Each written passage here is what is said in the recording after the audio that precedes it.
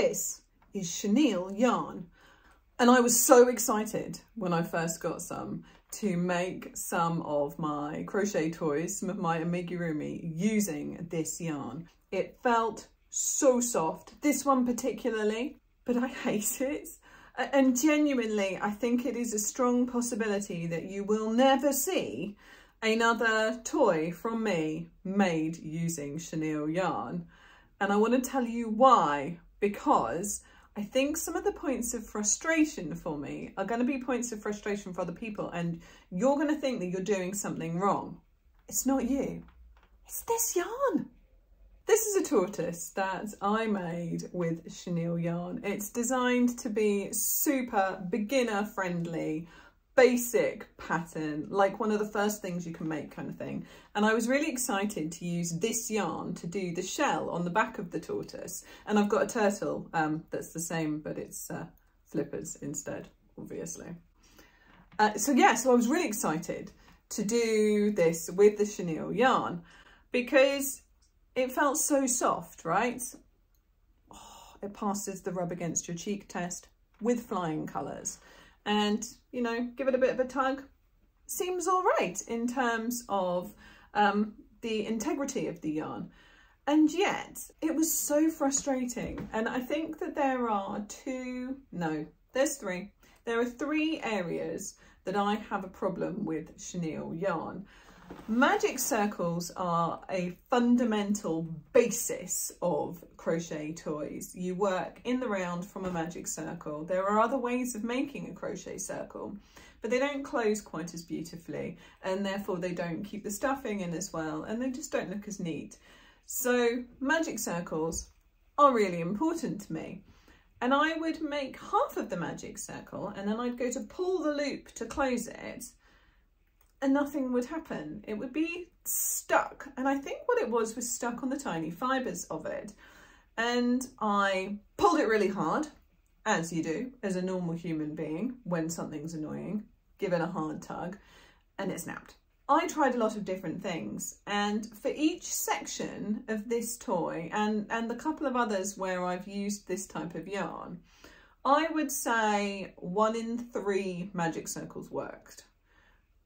Magic circles don't not work. I can't think of other examples. Magic circles work, but not with chenille yarn. It makes you think, well, am I doing something wrong? But I don't think I was. But if you make magic circles not get stuck with chenille yarn, please tell me how, because that's one of 3 things that annoy me about it, right? But it's the biggest one. The second one is the snapping. Now, you're going to get that with some types of fibre, and I'm pretty sure this is 100% acrylic, and it's probably one of the sort of cheaper brands of this squishy soft yarn. But it just snaps so easily, and it doesn't just snap when you're slightly rough with it. It snaps seemingly for no reason at all. When yarn snaps and you're midway through a stitch, you then have to unravel a couple of other stitches in order to reattach the yarn to keep going. You know, whilst you can hide joins quite well in amigurumi, it's never as perfect as you want it to be, and it's, you know, it's a waste of time. Now the final one was a surprise to me, so hang there for 1 second. This little panda is also chenille yarn, and I did this in black chenille yarn, which is apparently universally considered, black's universally considered to be really hard to crochet with because it's hard to see the stitches. And it's not, I've got to be honest, a big problem for me. Normally, I think that I maybe feel stitches with the hook as much as I use my eyes for it. So like I can crochet to an extent in the dark, for example. So I think maybe that's why that's not normally as big a deal for me. I don't find black yarn that challenging, although, you know, it is a little bit harder. But the point is, black chenille yarn, you also can't feel the stitches. Finding the next stitch in chenille yarn is difficult, and it makes sense when you think about it, because what this soft yarn does is it gives a much more sort of muted effect to each individual stitch. It merges them together slightly because it's got these fluffy fibres. But what that means is whilst you're crocheting it, it's hard to find the next stitch to stick your hook in.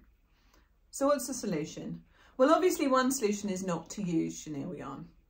I wonder if maybe there are brands where the yarn is less snappy and easier to work with as well. And maybe I'll give it a go. Should I? Do you have a brand of this that works for you? Because at the moment, I just think that it's not worth it. The other thing, the fourth thing, it's not as soft as I thought it would be. The actual yarn, really, really soft. The toy, softish, but not like the huggly, cuddly, soft levels of soft beyond the normal toys that I was perhaps hoping for. It gives a cute look. It blends the stitches together in a way that is obviously quite visually appealing for some designs. And it comes in lovely colours, and it's got a nice texture when you work. It feels nice going across your fingers when you're providing tension in your offhand, but I find it too frustrating to work with. I don't know about you, I would actually please really like to hear if you've got round any of those things, how you did. And if you can tell me a way that I can not have Magic Circle nightmares, or a brand that you found easier to work with, I will give it a go and report back, because it is lovely to have different textures in your toys, and they are soft and cute. But for me, at the moment, you're not going to see more chenille toys from me for a while. We'll be sticking with the other materials for now, because it's just too frustrating to work. But what do you think? Let me know. Pop me a comment down below. Am I wrong about chenille yarn? Have I offended your chenille yarn sensibilities? If so, I'm sorry. Personal opinion, not a fan, but let me know what you think. Can't wait to hear from you.